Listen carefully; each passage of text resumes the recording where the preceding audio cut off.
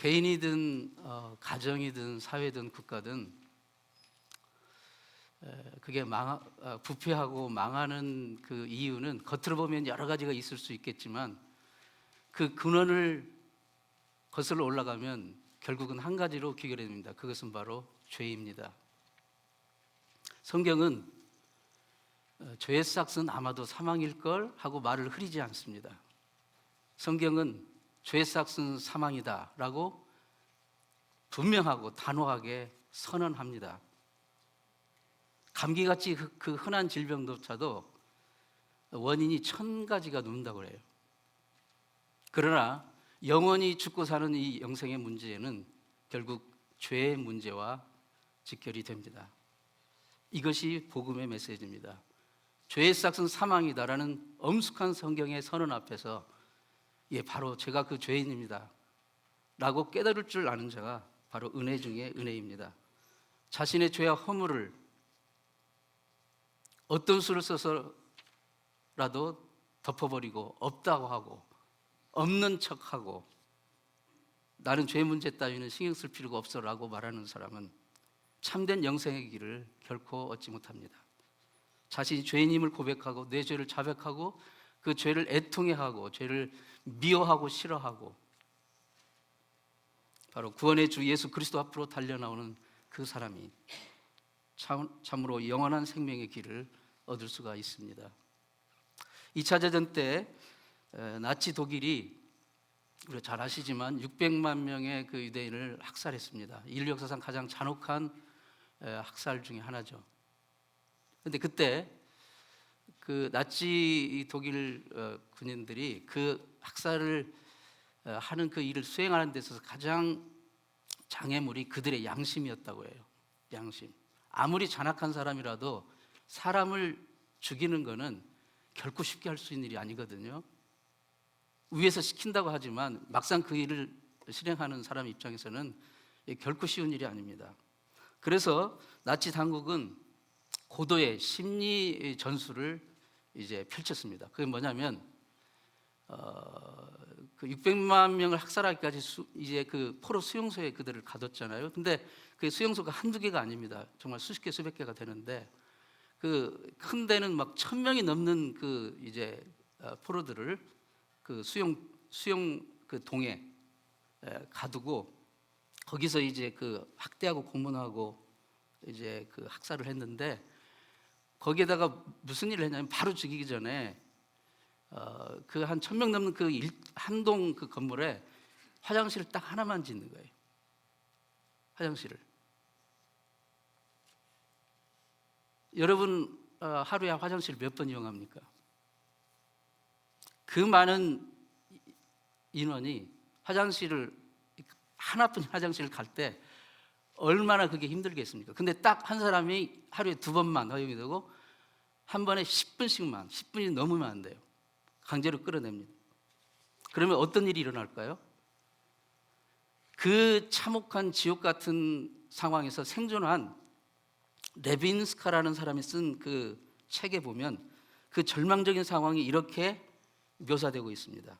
그 부분을 잠시 읽어드립니다. 하루 일과를 마치고 나면 수용소는 밖에서 문이 닫힌다. 하루 딱 2번 화장실 가는 게 허용되던 우리는 늘 배변의 고통에 시달렸다.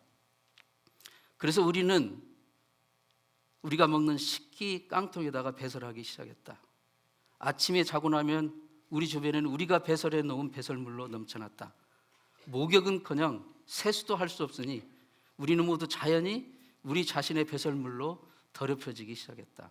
그 몰골은 이루 말할 수 없었다.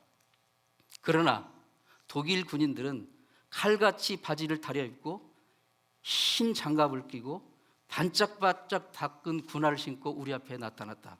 그 모습을 보면 우리는 스스로 느낀다. 저건 사람이고 우리는 짐승이다.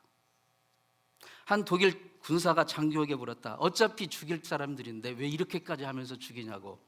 그러자 장교가 이렇게 대답했다. 사람을 죽이는 것은 어렵다. 그러나 개나 짐승 죽이는 것은 쉽고 개구리를 죽인다면 더 쉽겠지. 무슨 뜻이냐면 인간의 자존심을 스스로 내려놓은 존재는 짐승의 수준으로 되는데 이미 인간으로서 기본적인 자존감을 버린 짐승 같은 그런 존재를 죽여주는 것은 양심이 덜 찔리기 때문이다. 이런 포로 수용소에서 생존한다는 것은 거의 기적에 가까웠다. 그런데 그럼에도 불구하고 기적적으로 살아난 사람들이 있었고 그들이 발견해낸 몇 가지 생존의 원칙이 있었다. 첫째는 빵의 원칙이다. 단 조그만 부스럭이라도 더 먹어야 살 수 있었다. 그래서 남의 빵을 훔친 자는 독일 군사가 아니라 우리가 죽였다. 두 번째 원칙은 살려면 매일 세수를 해야 된다. 그러나 우리가 세수할 물이 없었다. 다만 수용소에서 매일 오후 4시 반이 되면 한 컵의 커피를 배급해 주는데 그것을 다 마셔버리면 안 된다는 것을 우리 모두는 알고 있었다. 그런데 중요한 것은 따뜻한 물이라는 데 있었다. 반 컵을 마시고 나머지 반 컵의 물로 우리는 세수를 하기 시작했다. 옷을 찢어서 조그만한 헝겊을 만들어서 그 헝겊을 그 물에, 반 컵의 물에 적셔서 먼저 이를 닦았다. 그리고 그것을 다시 짜서 물을 다시 컵에 담고 다시 적셔서 얼굴을 닦았다. 그리고 나서 다시 짜서 물을 담가서 몸을 닦기 시작했다. 살려면 씻어라. 살려면 세수를 해라. 이 생존의 원칙을 다들 따라 하다가도 도대체 이게 무슨 소용이냐? 회의에 빠지는 사람이 늘어났다. 그냥 더럽혀진 몸이 아니고 내가 배설한 그것으로 더럽혀진 내 몸, 이렇게 한다고 무슨 소용이 있느냐? 뭐가 달라지겠느냐? 하면서 씻기를 포기하는 사람들이 늘어났다. 그러나 우리는 모두 알았다. 씻기를 포기한 사람은 얼마 안 가서 다 죽었다. 나치 독일은 유대인을 바로 죽이지 않고 스스로 나는 짐승이다, 인간의 길을 포기하고 내려놓은 그때 죽인 것입니다. 그때 나는 인간이다 라고 말할 수 있는 유일한 길은 바로 반 컵의 물이었다. 우리 유대인들은 한마디 반항은 못했지만 독일 군사를 똑바로 쳐다보면서 반 컵의 물을 들고 그리고 그들 앞에서 이를 닦고 얼굴을 씻고 몸을 닦았다. 그리고 우리 속으로 다짐했다. 우리는 반드시 살아날 것이다. 설사 죽더라도 너희들이 원하는 대로 짐승으로 죽지는 않겠다. 여러분, 우리는 부인할래야 부인할 수 없고 타고나기를 죄인으로 타고났습니다. 세상은 죄악의 물결로 넘쳐납니다. 배설물로 더럽혀진 포로 수용소의 유대인들처럼 그 죄악의 물결이 늘 우리를 더럽힙니다. 그러나 우리가 하나님 예수 그리스도를 믿고 구원받은 영원히 살아있는 하나님의 자녀라고 한다면 우리를 더럽혀오는 이 죄악의 물결과 맞서 싸워야 됩니다. 왜 우리가 성도가 죄와 싸워야 되느냐? 우리는 짐승이 아니기 때문입니다. 우리는 하나님의 자녀이기 때문에 그렇습니다. 그 죄악의 물결을 계속 허용하게 되고 거기에 계속 타협하고 얽혀서 살다 보면은 내가 하나님의 자녀인 것조차, 내가 구원받은 하나님의 자녀인 것조차 결국은 내려놓게 될 수밖에 없고 짐승이다. 내가 짐승이기를 받아들이는 순간 독일군은 그들을 죽이는 것은 너무나도 쉬웠습니다. 물론 우리는 압니다. 우리 자신의 힘으로 죄를 씻을 수 없고 죄를 이길 수 없다는 것을 압니다. 그럼에도 불구하고 우리는 반컵의 물을 들고 죄를 싸우는 것을 포기해서는 안 됩니다.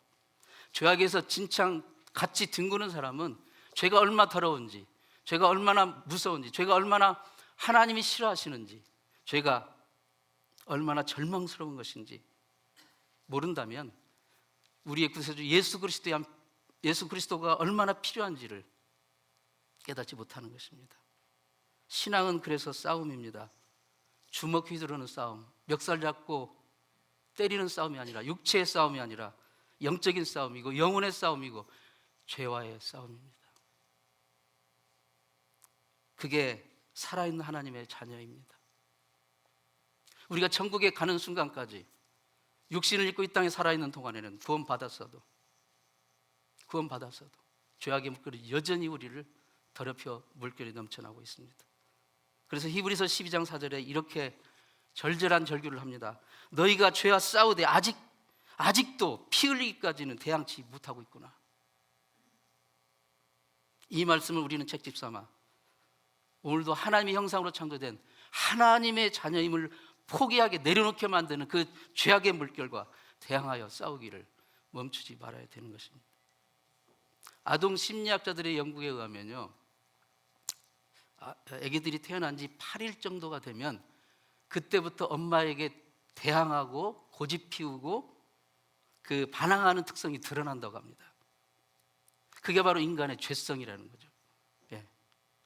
그러니까 난지 8일부터 원래 의인으로 태어났는데 난지 8일부터 죄인이 된다는 게 아니라 원래 죄인인 죄성이 열흘도 안 돼서 드러나게 된다는 것이에요. 그게 우리라는 거예요. 그게 인간이라는 겁니다. 자식들을 키워본 부모는 다 느끼겠지만 부모는 자식에게 한 번도 거짓말해라, 욕해라, 미워해라, 질투해라, 눈 흘리지 말라, 고집 피우지 말라, 말 듣지 말라라고 가르친 적이 없어요. 그러나 어느 순간 보면 거짓말하고 욕하고 미워하고 질투하고 고집 피우고 말 안 듣고 자동으로 나옵니다. 뭐예요? 이미 죄 가운데 태어났기 때문에 죄성을 드러나는 것이에요. 우리 피 속에 이미 죄가 있고 우리가 죄인인데 내가 의인이라고, 나는 죄 없다라고 우긴다고 의인이 됩니까? 죄인 아닌 척 한다고 의인이 됩니까? 이 죄의 문제를 어떻게 해결할 수 있습니까? 죄사함을 받는 것이 구원인데 어떻게 죄사함을 받습니까? 지금까지 사람들은 인간의 노력으로, 어떤 수행으로 도를 닦고 또는 율법을 지켜서 구원에 이른다고 생각하고 노력을 합니다.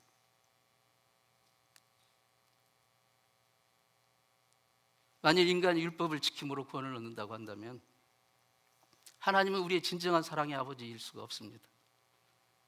우리의 구원은 전적으로 하나님의 긍휼과 하나님의 자비입니다. 아이가 물에 빠졌어요. 아빠 살려주세요.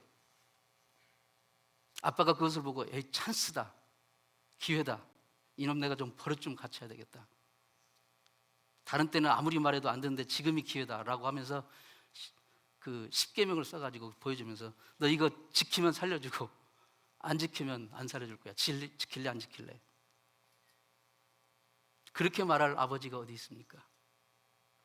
이스라엘 백성들이 애굽에서 종살이로 신음하며 죽게 되었을 때 하나님이 그들을 건져주십니다. 구원해 주셔요.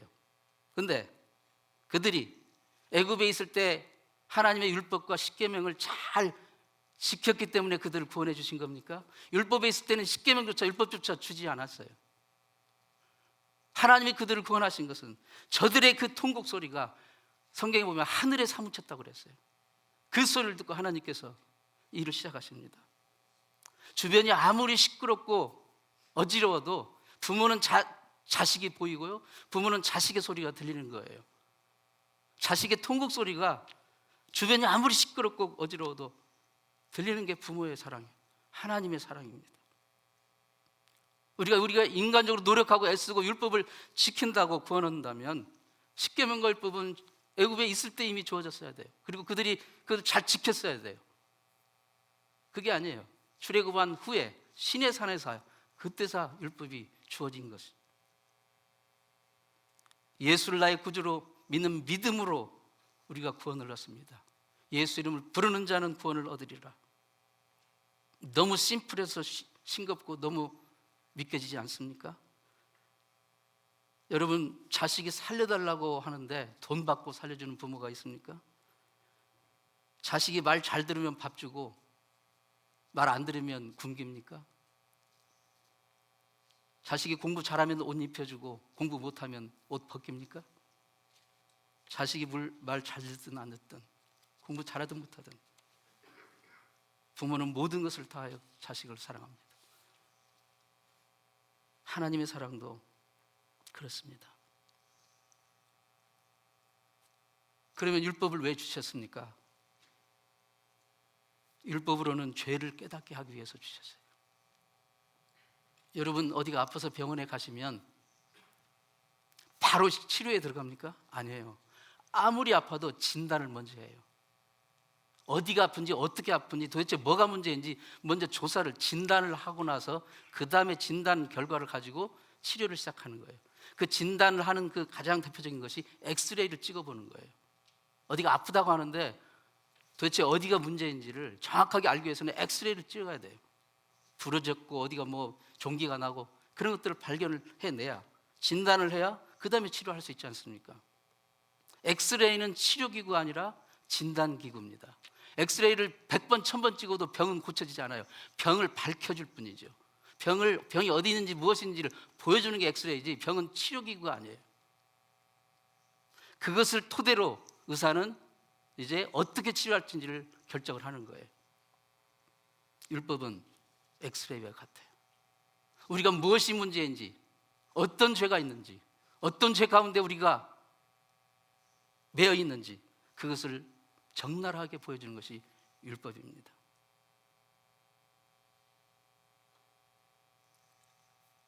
그 율법을 통해서 우리의 죄, 우리의 그 절망을 느꼈을 때 그런 나를 어떻게 구원할 수 있는가? 예수 그리스도다. 그래서 예수 그리스도를 찾게 하게 하는 그것이 바로 율법의 기능입니다.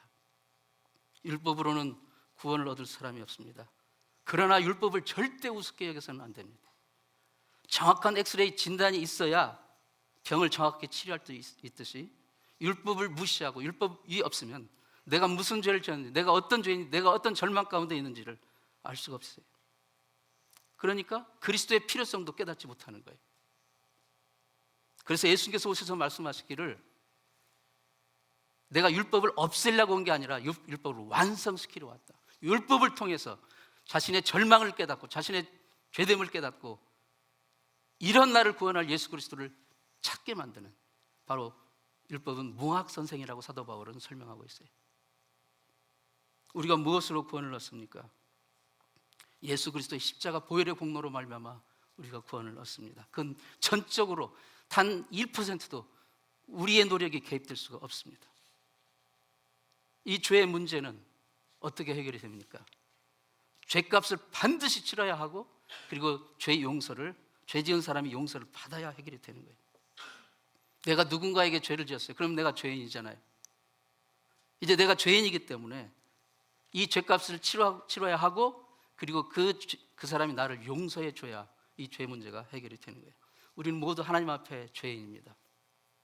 이 죄 문제 해결에 대해서는 우리에게는 아무런 권한도 아무런 능력도 없습니다. 하나님이 이 일에 직접 개입하시고 간섭하셔서 우리를 용서해 주셔야 됩니다. 집 나간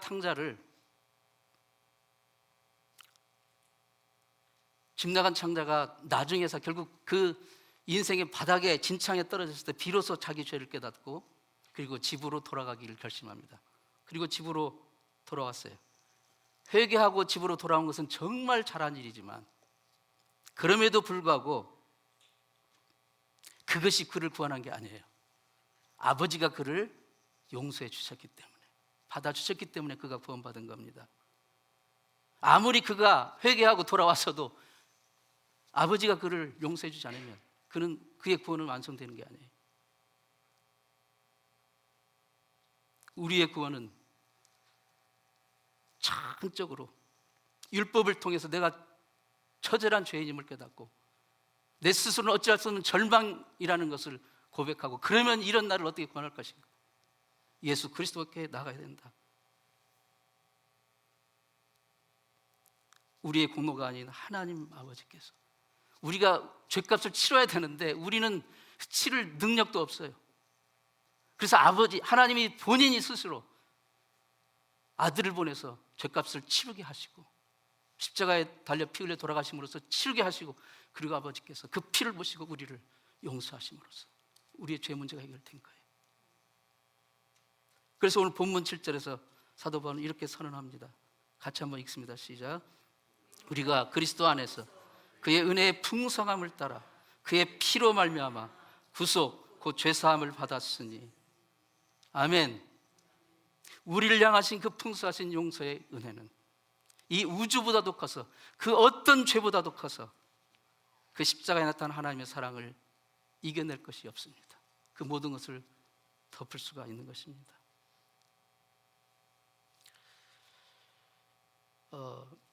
일본의 유명한 여류 기독교 소설가 미우라 아야코라는 분이 있어요. 제가 정말 좋아하는 분인데 지금은 이제 소천하셨지만, 이분이 정말 많은 그 작품을 썼는데 다 기독교 복음의 그 모티브를 가지고 쓴 정말 귀한 소설들입니다.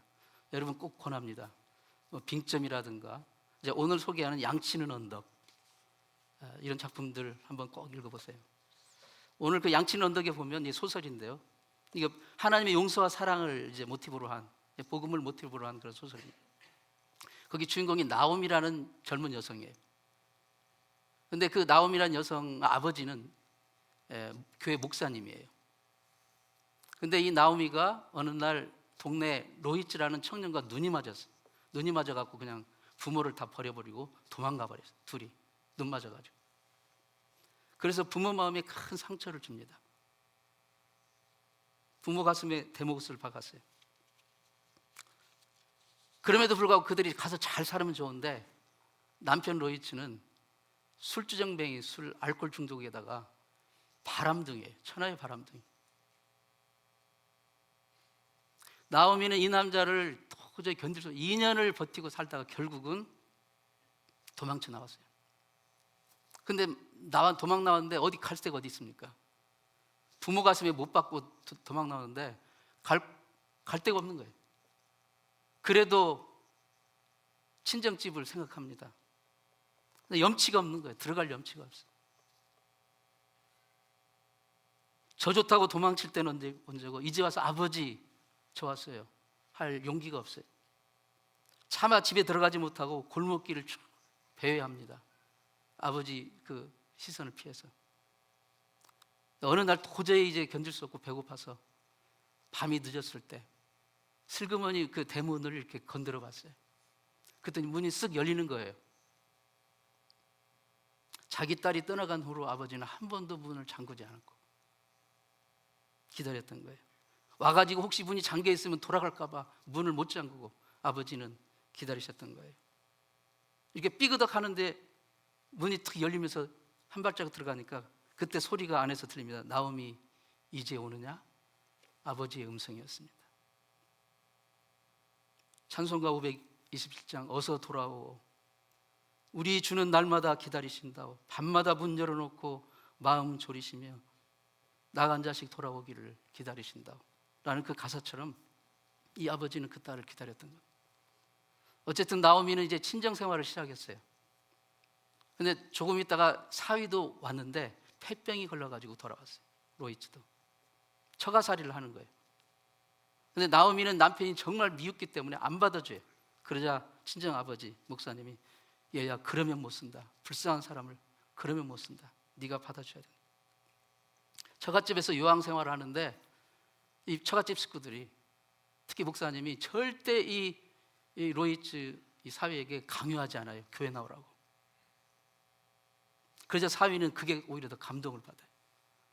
그 처갓집 식구들의 그 진정한 용서와 사랑, 그것을 보고 예수를 믿고 신앙생활을 합니다. 로이츠는 요양 생활을 하면서 다락방에 올라가서 혼자 그림을 그려요. 근데 그림을 그리다 누군가 올라오면 싹 천으로 덮어버립니다. 안 보여주려고. 그래서 나오미가 물었습니다. 무슨 그림이에요? 남편이 대답합니다. 크리스마스 때가 되면 거의 완성이 될 텐데 그때 당신께 줄 선물이에요. 그때까지 참고 보지 마세요. 이제 추운 겨울이 다가왔고 그림도 거의 완성되어 가고 있었습니다. 그런데 이 남자가 전부터 계속 여러 여자들을 사귀고 바람을 피고 했는데 그 중에 한 여자가 계속해서 연락이 오는 거예요. 전화가 오고.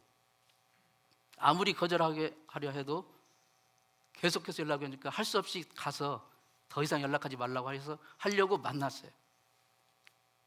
근데 이 여자가 막 진짜 이 바지가랑이를 잡고 매달립니다. 같이 살자고 유혹을 합니다. 완강하게 거절하고 돌아가려고 하는데 술을 권합니다. 이 술 마시면 보내줄게요. 그래서 할 수 없이 마셨는데 거기에다가 이 여자가 수면제를 탄 거예요. 그래도 그는 의식적으로 나는 돌아가야 돼. 여기 있으면 죽어. 돌아가야 돼. 하고 나왔는데 결국은 그 추운 겨울에 거기서 잠이 들고 얼어 죽고 말았습니다.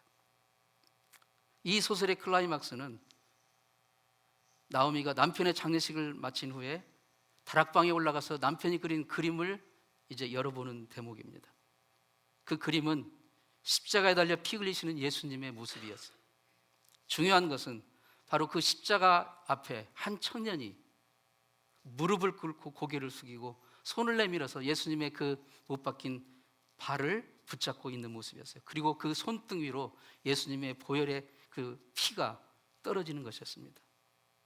그 그림은 그 처갓집 식구들을 통해서 하나님의 용서와 사랑을 깨닫고 예수를 믿고 구원받은 로이츠 자신의 신앙 고백의 그림이 있던 것입니다. 많은 기독교인들이 이 소설을 읽고 감동을 받았습니다. 자기가 죄인임을 깨닫고 예수님의 발 앞에 나와 무릎을 꿇고 있는데 그 손등 위에 예수님의 거룩한 피가 떨어지는 그 그림, 이게 우리의 모습입니다.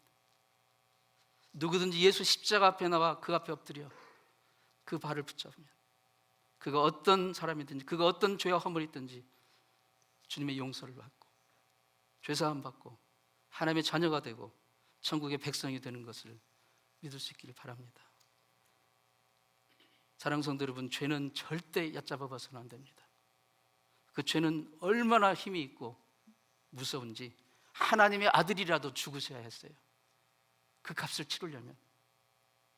그러나 우리가 예수 그리스도의 이름을 붙들고 회개하고 하나님의 용서를 받았다면 더 이상 사탄이 내 양심을 악용하지 않도록 계속해서 지금도 여전히 밀려오는 죄악의 파도에 내가 거기에 타협하고 거기에 죄에 복종하지 않도록 해야 됩니다.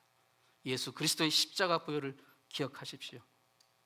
내가 죄 용서받고 구원받았다는 것을 시인하시고 찬양하십시오. 나는 자랑할 게 없지만 오직 예수의 십자가만을 자랑하리라. 오늘 우리가 성도가 되고 하나님의 자녀가 되고 천국의 소망으로 살아갈 수 있는 것은 하나님의 긍휼입니다. 하나님의 용서의 은혜입니다. 이 고백이 끊어지지 않기를 바랍니다. 예수의 십자가 보혈의 공로를 통해 하나님의 구속의 은혜를 입은 사람은 그 천국의 보화를 발견한 사람이에요. 이 세상 그 어느 것과 비교할 수 없는 보화입니다. 이 세상에 아무리 귀한 것을 가져도 이 천국의 보화를 살 수는 없습니다. 오직 예수 보혈의 공로로 말미암는 구속의 은혜만이 이 천국의 보화를 얻게 합니다. 이 귀한 천국의 보화를 사람들에게 알려주려고 우리 교회가 이렇게 매일 주일마다 모여서 예배를 드리고 찬양하고 기도하고 성역 공부를 합니다. 구역 예배로 모여서 기도하고 찬양하고 성역 공부를 합니다. 이 귀한 천국 보화를 우리 자녀들에게 알려주려고 주일학교를 하는 것이고 유스그룹을 하는 것이고 청년부 모임을 하는 것이고 우리 자녀들에게 이 귀한 천국의 보화의 신앙을 부모의 언어로 전수해 주기 위해서 한글 학교를 하는 것입니다. 우리 교회는 비록 크지는 않고 우리 성도님들 다 정말 힘들게 어렵게 살아가시는데 그럼에도 불구하고 구원의 은총과 감격을 삶의 현장에서 맛보기를 원하는 그런 그 애쓰려는 그 모습을 보면서 저는 그런 성도를 섬기는 목사로서 큰 기쁨을 느낍니다. 사랑하는 성도 여러분, 우리 교회가 교회에 들어온 모든 사람들이 이 천국의 보화를 발견하는 기쁨을 누리게 해주는 그런 교회가 될 수 있기 위해서 기도해 주시기 바랍니다. 여러분의 삶 속에 이 귀한 주 예수 그리스도 십자가 보혈의 공로로 얻은 그 구속의 은혜와 하나님의 사랑이 계속해서 넘쳐나고 경험되어지고 고백되어지기를 축원합니다. 기도하겠습니다.